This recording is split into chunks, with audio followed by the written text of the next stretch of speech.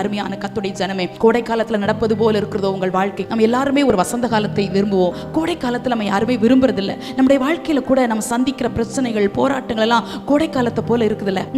இதை கடக்கவே முடியல, இதை தாண்டவே முடியல, இதை நான் எப்படி சமாளிப்பேன்னு சொல்லி எத்தனையோ கோடை காலத்தின் வழியா நடந்து வரோம்.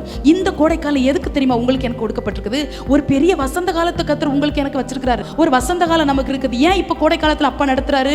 இப்ப ஏன் நம்ம கண்ணீர் வடிச்சோம்? இப்ப ஏன் நிந்தையின் பாதையில் நடந்து வந்தோம்? இது உங்களுக்கும் எனக்கும் ஆவிக்குரிய ஒரு கோடை காலம். இது அப்பா தந்தது. ஏன் இந்த கோடை காலத்தில் நடத்தினார்னா, நீங்களும் நானும் சம்பாதிக்க வேண்டியது சிலது இருக்குது. என்னது? பொன்னையா, பொருளையா, பணத்தையா, வீட்டையா? நோ, அதை சொல்லல. நான் ஆவிக்குரிய சம்பாத்தியங்கள் இருக்குது. ஜெபத்தை சேகரித்து வைக்கிற நாட்கள், துதியை சேகரித்து வைக்கிற நாட்கள், அபிஷேகத்தை சேகரித்து வைக்கிற நாட்கள், பரிசுத்தத்தை சேகரித்து வைக்கிற நாட்கள், இதெல்லாம் சேர்த்து சேர்த்து சேர்த்து வச்சா உன்னுடைய எதிர்காலம் வசந்த காலமா இருக்கும். என்னைக்கு உனக்கு கோடை காலம் இல்லை, நிம்மதியா வாழ்கிற ஒரு வசந்த காலம் இருக்கு.